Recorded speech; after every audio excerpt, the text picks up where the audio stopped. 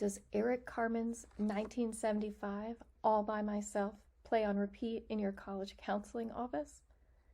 Do you RSVP Party of One to counseling events? If you feel like you're on an island, all alone in your counseling office, you are not alone. You are here today to learn how 3 of your colleagues navigate their offices of one during the busiest and loneliest times.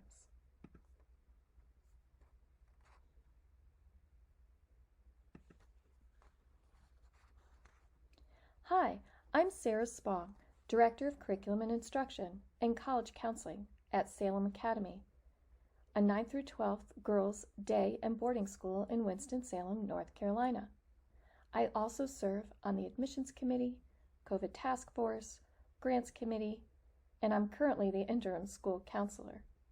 So as you can see, my island, while at times lonely, is very busy. No day is the same, and yet it is vital to have a plan. In a little while, you'll hear from my 2 other colleagues, Allie Pierson from New Orleans, Louisiana, and Barndt from just down the road in Davidson, North Carolina. They will be introducing themselves to you when they speak. Even prior to the COVID shutdown, the 3 of us were communicating and experiencing the isolation that can happen with a busy admission season. We actually were set to present this same topic last spring for the SACAC conference before it was canceled. This year, it seemed even more relevant than ever in light of all that has happened in our world with COVID-19. When we met to discuss this topic, one thing that's really stood out to me is we all shared common themes associated with this lonely island. And it wasn't the slushy drink with the umbrella in it. We immediately discovered not only were we doing our jobs in a vacuum, we each carried multiple hats within our respective organizations. Interestingly, within a few minutes, we all noted how comforting it felt just sharing the experiences. After so many Zoom meetings this year, this one was different. It left me energized, knowing I am truly not alone. It solidified the need to find ways to make what seems chaotic at times more manageable. And it certainly taught me the helpfulness of reaching out to others. Navigating an office of one while keeping your other organizational balls in the air can sometimes feel overwhelming.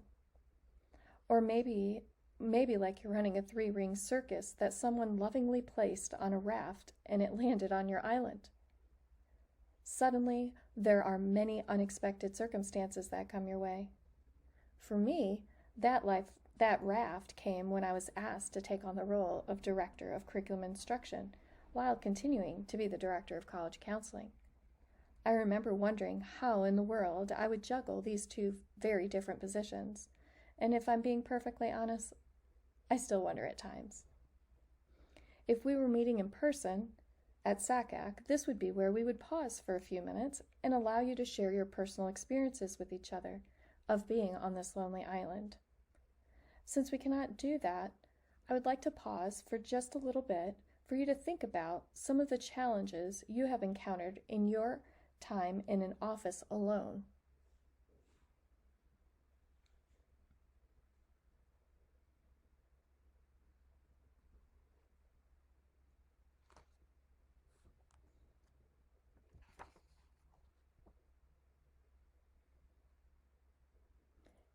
In thinking through the steps of how to manage an office of one, there are some key things that can make it more manageable. I would recommend starting with a recommitment to yourself. Once you do this, you can move to leveraging your resources within your school and then moving beyond the scope of your organization by networking and outsourcing. Allie and Caitlin will cover the last 2. Today, I get to cover that recommitment to yourself. In thinking about how to be the most resourceful on your island, the first thing I would say is to move beyond the just survival by identifying what is available within yourself. And to do that, you really have to take time to pause and think. And first in line would really be to find those healthy rhythms that will allow for optimal performance. So yes, I'm going to say it starts with self-care. I imagine you rolled your eyes at that one as it has permeated the airwaves over the last 12 months. But it is truly key when so many things start and stop in your office. I wish I could say I have mastered self-care. I haven't. However, I do know that when I have logged those many steps on my Apple Watch or been more mindful of how I care for myself and learned to shut off work at a reasonable hour, I am actually more productive with my time. Truly being mindful and taking the pause has given me more space more brain space. The lines were blurred this last year, probably even more for all of us, when work and home had no distinctions. So I had to become more intentional. Once your head is clear, I would say the next thing would be to really do a self-evaluation of what you know your strengths and skills are and how to leverage those in your office. Having come from a robust office with peers and an assistant at my prior school, I suddenly realized there were so many pieces to this college counseling job I had only touched peripherally. On a team, it was a divide and conquer approach, with each person contributing their best self. But when you're alone, you're it.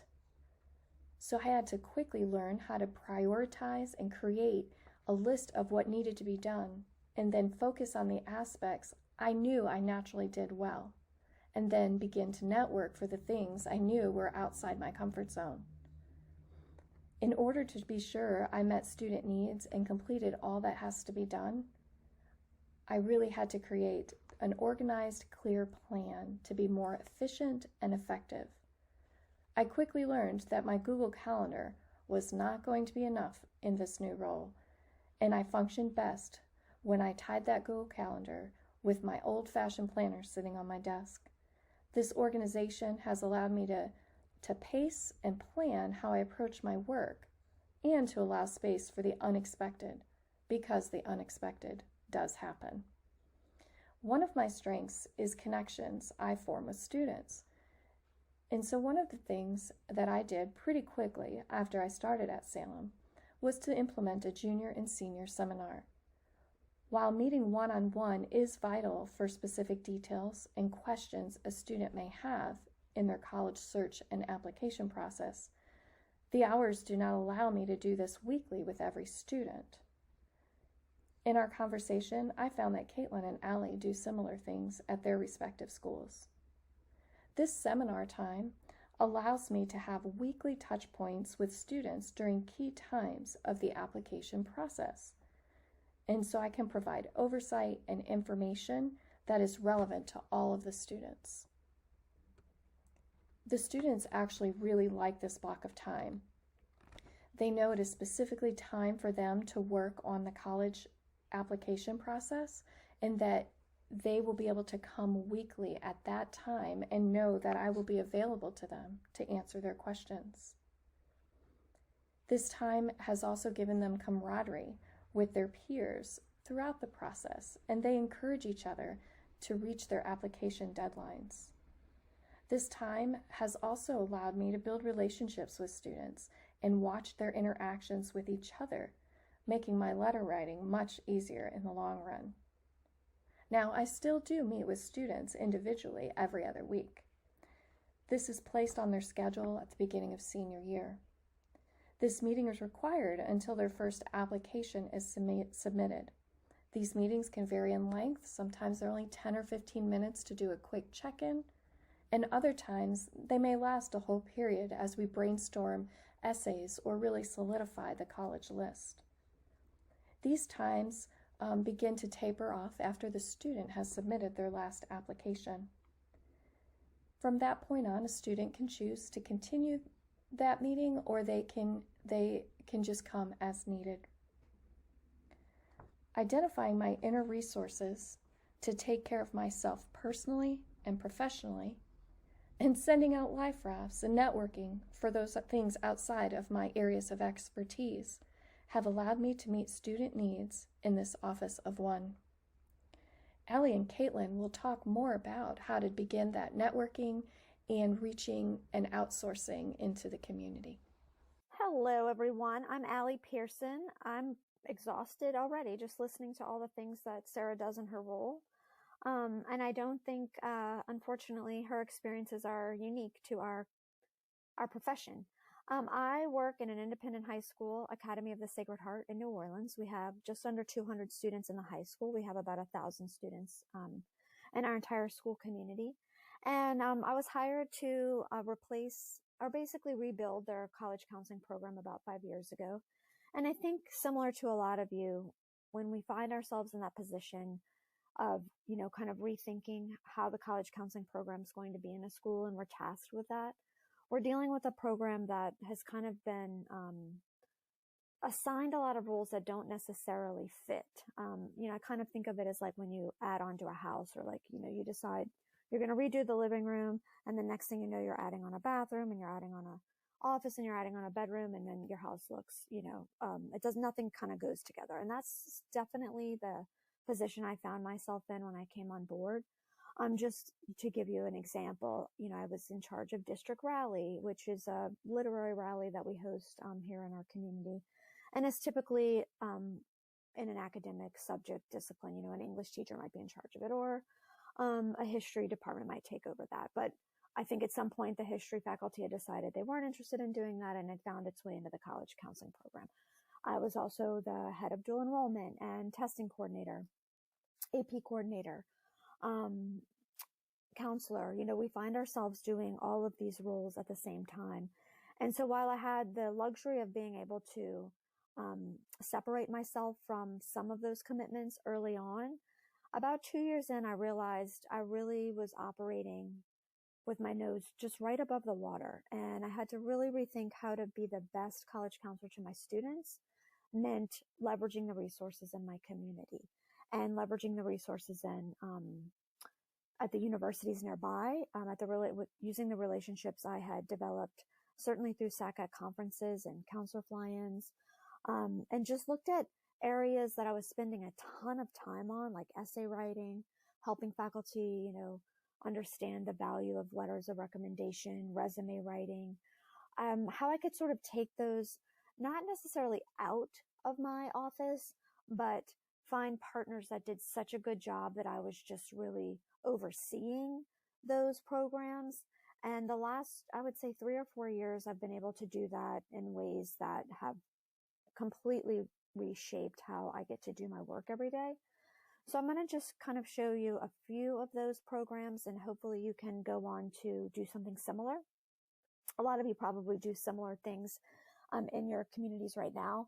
I just find that when we, share ideas, that we're like, oh, that might be a better way to do this. And that's certainly how I actually came up with most of this. I didn't invent these ideas or these programs. They were from conversations with colleagues. So the first thing that I offer, that I start in the junior year, I offer it in February of every junior year, is an essay writing workshop. I decoupled this program last year from what was an all-day event for juniors, where we called it like our Kickstart to College program. And, it was this day-long event. And I thought it was great. It took so much time. I don't know if you guys also do career days, which just the amount of energy and effort to put something like that together, I wasn't finding the payoff for the student to be that high.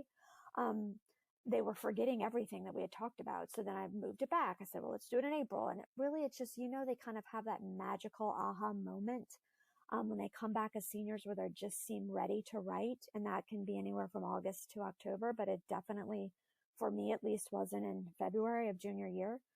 So I made it just a half-day workshop where I have partnered actually with Nancy York. She's at Sewanee. I think she's at Jim. I know a lot of the people. I've also used some of the staff. Megan Starling at Rhodes. She's also just been really, really great and has helped with these types of programs for me.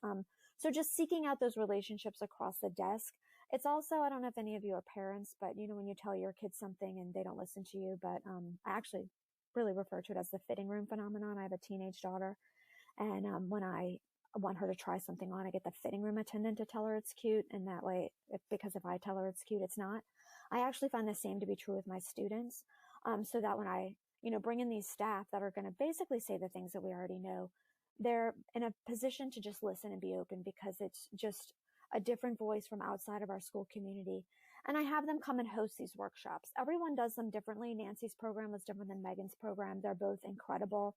I've actually used some of the people at Newcomb. We have Tulane right down the street from us in the Newcomb Institute. They've sent some people to help me with this. So it really doesn't matter who, as long as they're dynamic and willing to come and sort of share their experiences and their tips and help students understand the value of an essay assignment. I took it one step further this year and moved that or actually partnered it with a program in the English classes. So basically in February, I have someone come and do this half-day essay writing workshop. And then that same person partners with our English faculty and helps the English faculty bring that experience into the classroom, so that they're actually working on and finishing that main Common App essay in the English class in the junior year. And we did this for the first time last year, and I would say I had the biggest class I've ever had this year, so that was actually part of the impetus for me doing this as well. And I would say about 85% of my students used that Common App essay that they had composed in the junior year through those two events. I'll say one was like a half-day event, and then the other was, I'm going to call it an event, but it's really more of like a part of the curriculum in the junior year writing program that we offer through really the honors, regular, and AP classes. It goes across disciplines, and the students loved it. That way they were ready in the senior year to just work on supplements. So I took it one step further, even again, and I established, and this is I learned about this through someone I actually was just sitting on a bus next to on a college, a counselor fly-in, and they offer what's called a writing mentor program. And so I piloted this, I think last year, and it's been amazing.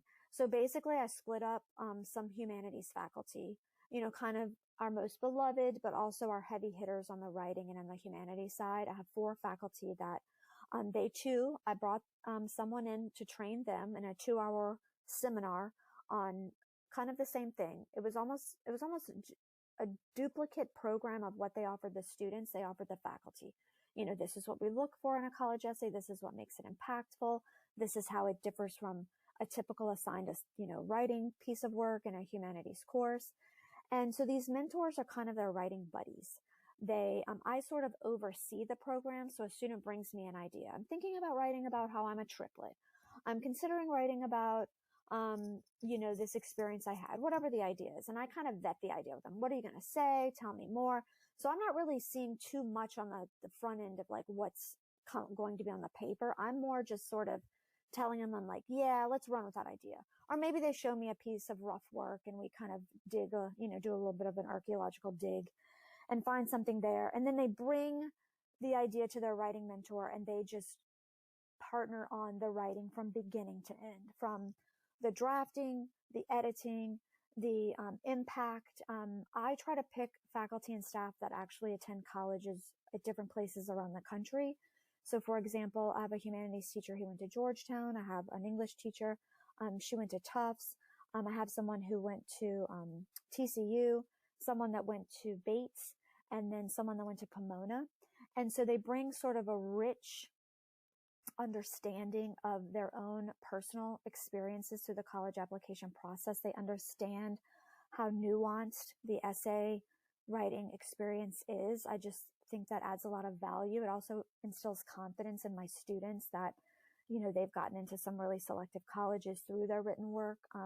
In fact, one of the faculty, he went to the University of Chicago, and he kind of really understands, like, he talks about this essay he wrote, and, he's rather young, and so really remembers vividly kind of the writing process. So it's become a wildly popular program. At first it was random the way I assign faculty, but I don't do it that way anymore. I actually sit down with the writing mentors in August, and we sort of sort out who's going to be their, like who's a best fit. It's almost like a match.com kind of thing for writing the essay.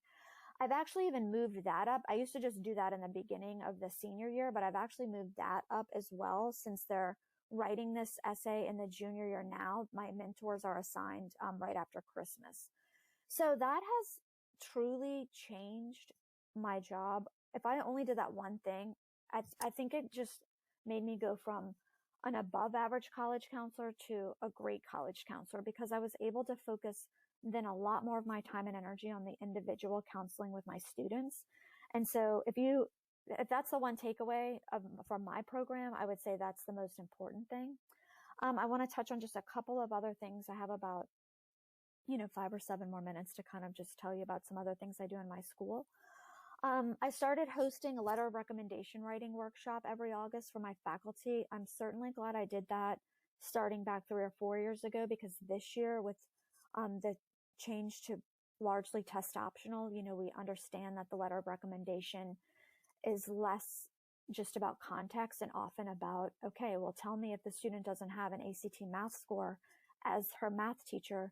Tell me, like, what does she know? Help me understand her level of thinking in your discipline. So about 3 or 4 years ago, during a faculty meeting, it doesn't take very long. It's about 30 to 40 minutes. I've used my contacts at Fordham University for this. They're great at that. Washington and Lee has done this for me. This year I used Washington University in St. Louis. It's actually the same program every year. It's why I use a different person, because my faculty just learn something a little bit new every year, but they're also not thinking like, okay, she told me this a year ago. I just think it's a great refresher. And then of course we always have new faculty. But this year, this was especially prudent. One of the things I was noticing, and I'm sure you noticed this as well, we have some really beloved faculty, but they're terrible letters of recommendation writers. So just because you're the favorite AP calculus teacher does not mean you're the best letter of recommendation writer. And yet they're all asking why, because they need the AP calculus teacher to write this letter of recommendation. So when I was perusing through these letters a few years ago, I was like, oh gosh, like this is just a regurgitation of the resume, but like, how do I go and tell this woman who's, worked 35 years in this institution and is a, brilliant scientist or expert on this in her field, how do I go and tell her her letters of recommendation are weak? And so I didn't. I had somebody else tell them that. And it's been really great. It was very well received. It has revolutionized, I would say, our letter of recommendation process. Our faculty is much more confident in their writing. It was a really action-oriented, tip-driven 30-minute workshop with the questions and answers afterwards. And it really gave my faculty the freedom to ask questions that I think they'd been pondering for a while about, like, what do you want to hear? What if I say this? Do you make assumptions? And just to break down that really complicated understanding that we know because we're on the inside of it about a letter of recommendation, but that our faculty don't necessarily know. And so that's been really important for my faculty to be more willing to say yes at the last minute, for example.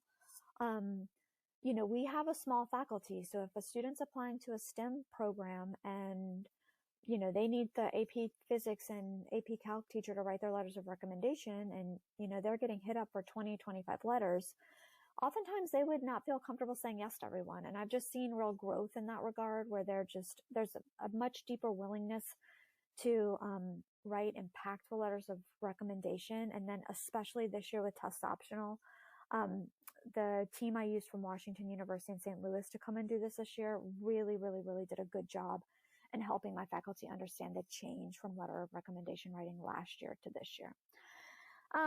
So that's the second thing that I do that's really helped me and helped my students and also my staff. The third thing I would say is just a series of college kickoff events. Pretty much any programming I'm doing, I'm now just relying on my contacts across the desk. I, like many of you, do case studies. I do something called a lunch and learn, where every month I just have, and the nice thing about us being virtual is everyone listens to my recordings now. I used to do a podcast. We would try webinars, but now that it's just a virtual meeting, my kids and my parents love it. I just have a monthly posting on a certain topic. This month it's Lafayette College talking about, a small liberal arts college with an engineering program. We've talked about everything from how to fill out the FAFSA and CSS profile, how to write a resume, what's the value of a liberal arts education. We've had panels from the Northeast, panels from the West Coast, and my families love it. They look forward to it. And now, like I said, really, I've noticed tremendous engagement in the last 6 to 8 months. I just think that sort of sudden pivot to online learning has sort of opened them up to the idea that this is a natural way to gain information and that you don't have to be live and in person. And it's also allowed me to tap into resources that I just, in the past, couldn't secure. Getting someone from Boston College is expensive to pay for their hotel and their flight and, their food and all of that. Like my budget, probably like your guys, my budget's small. I mean, I have like a few $1,000s in my budget for the whole year for conferences and everything. And that's actually a pretty robust budget compared to, some of my peers. So, that's another thing that I do. So all my events, I break them up over the year from August to May, and I call it a lunch and learn. And then I also have evening programs quarterly, but I'm really moderating those conversations and not so much leading those conversations. So when, someone comes to and this is a good tip too, and then it's about time for me to wrap up. Whenever they come to campus, college reps come to campus, if no one signs up for the visit and I have a little bit of time to talk to them, which I do try to make time for them when, I think we all kind of try to do that. This became sort of what I would talk to them about. I would say like, I do these programmings. Is there any do you have like an area of expertise? I would love to invite you to come back and do a podcast or a webinar or one of my lunch and learn sessions. Like, what do you think? And it creates a really great relationship for me across that desk that can sometimes get complicated. Someone from South Louisiana who's never heard of Grinnell and, the Midwest, they're not going to show up to that meeting until I invite them to come, someone from that college community to come and do a program for me. Then all of a sudden next year, it's interesting. It's like 10, 12 kids going because they remembered from the lunch and learn. Oh, that's the guy that talked to us about how to get a liberal arts education in the Northeast. What does that mean? So, I hope that's a helpful tip. And then lastly, I would just say really get involved and stay involved with SACAC. I'm actually also the chair of the mentor committee with, 2 other SACAC members. And we kind of refigured the mentors to be in pods. And that's actually how I got my start in SACAC, was through a mentor relationship. And I just asked thousands and thousands of questions. I'm sure if I ever run into that person at a SACAC conference, I'll run for their lives because I just suck the life out of them. But use your peers. When you sit on a bus with, on a college counseling tour, like kind of go with a list of questions like, hey, tell me about what you do differently. How do you handle essay writing? What do you do about letters of recommendation? That's how I've built all these ideas. Not a single one of them is my own. But it's really made my work alone in a college counseling office viable. My students feel really supported. They feel like I'm their college counselor, that I'm their number one support, that I can handle the volume of work to support them applying to, like many of us, these kids are applying to more and more colleges every year. And my kids feel really supported. And I think it's because I feel supported. And so I hope those were some helpful tips for you. And I'm going to pass this now along to Caitlin, my colleague, and I appreciate your time. Hi there. Caitlin Barndt, College Counseling and Admission Associate from Davidson Day School here. Davidson Day is a small, independent, 2-year-olds through 12th grade, suburban, private day school conveniently located in the Lake Norman region north of Charlotte, North Carolina. Already my title alludes to some of what my co-presenters have said. I, like you and them, wear multiple hats at my institution. Beyond college counseling and admissions, I also coach our varsity girls lacrosse team in the spring and currently advise a freshman group of students. That's not all, but that's enough. While our office is not entirely an office of one, presenting with Allie and Sara resonated with me because at the time of SACAC proposals for 2020, I was a temporary office of one as my director of college counseling was out on maternity leave.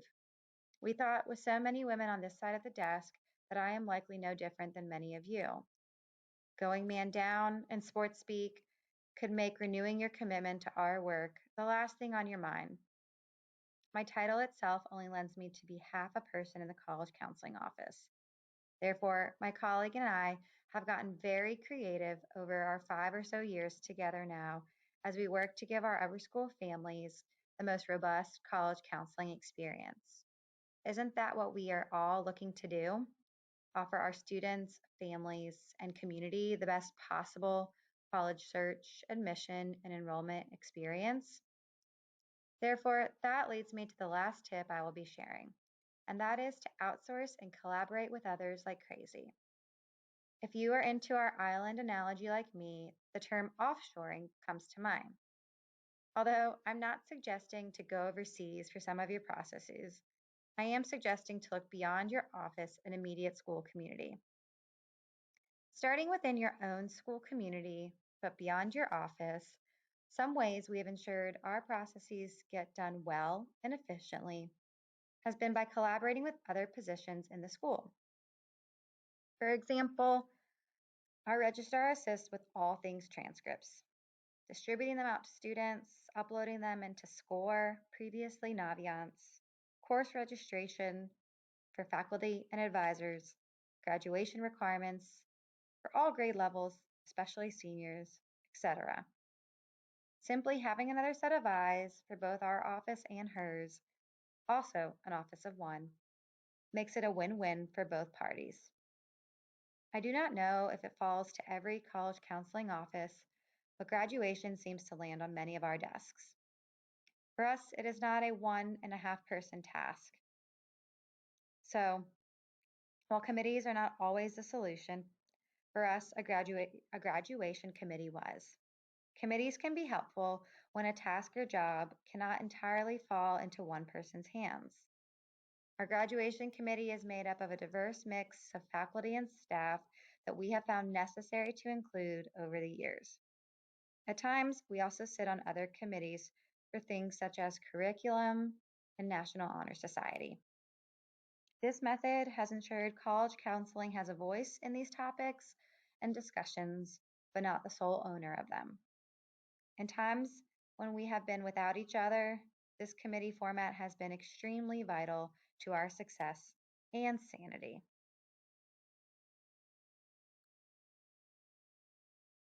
With our students, we use a combination of large and small group meetings to deliver our college counseling related information. Whether it be grade level, gender, or interest-based, we often meet with our students in group settings. These do not replace individual meetings, but rather enhance them. It is more efficient sometimes to say something once to a group of sophomores than to have an individual meeting with each student and say it 50 times. Now, trust me, this does not mean we do not deliver our messages multiple times. That still happens, but it occurs far less. So group meetings are effective and efficient when the message is repetitive and applicable to all in the room. We often use it to introduce an event, discuss big topics, or complete group tasks. At Davidson Day, we are 12-month employees. While it may sound crazy and not all administrations are interested in it, being full-time has proved to be so valuable. Summers allow you the necessary time to reflect, prepare, and organize year to year. When you need to collaborate with others, it's important to have this time to do so. Plus, who has time between college nights, senior meetings, college admission representative visits, letter writing, and the list goes on for the fall to actually debrief anything that you do? Not many, and certainly not us. So we have used our summers for exactly that.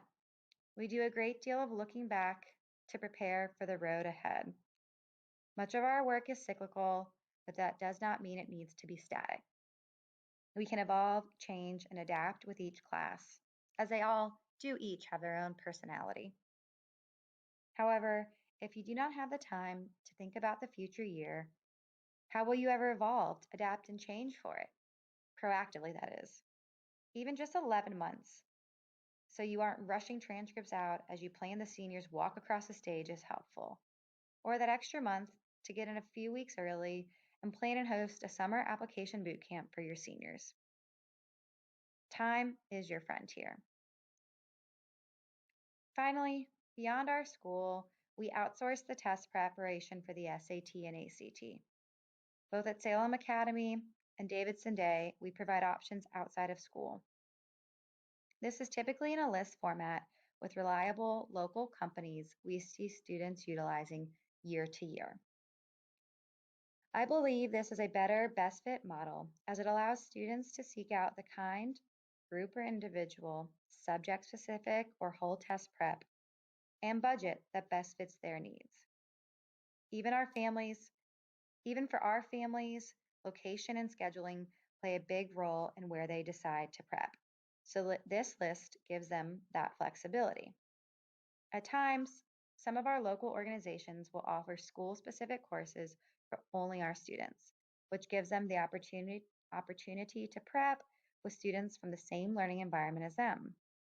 It's a nice little touch from these companies that often makes our students feel special and unique.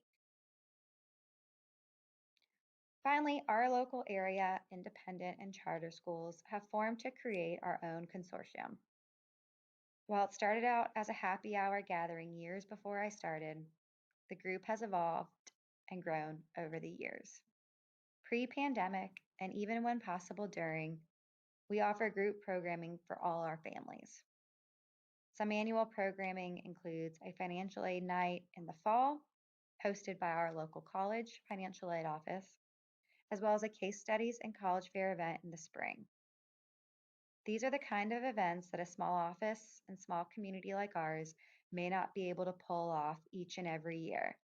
But with the support and numbers of our local area schools, we are able to offer our students and parents very robust programs. Another win-win for all. Of course, if we were presenting live, I would love to pause and poll the room. I could see this topic really manifesting into a roundtable discussion where others in the room are sharing their own ideas, suggestions, tips, and more for managing life without their other half. While we are not together for such a collaborative and robust discussion, on behalf of my co-presenters, Allie and Sara, thank you for listening to our pre-recorded session, Alone on an Island, for this year's SACAC virtual annual conference. We hope this presentation is a resource to you. And if we can be of further resources, do not hesitate to pick up Coconut Wilson, reference to Castaway, and reach out. Our contact information is available on the screen now.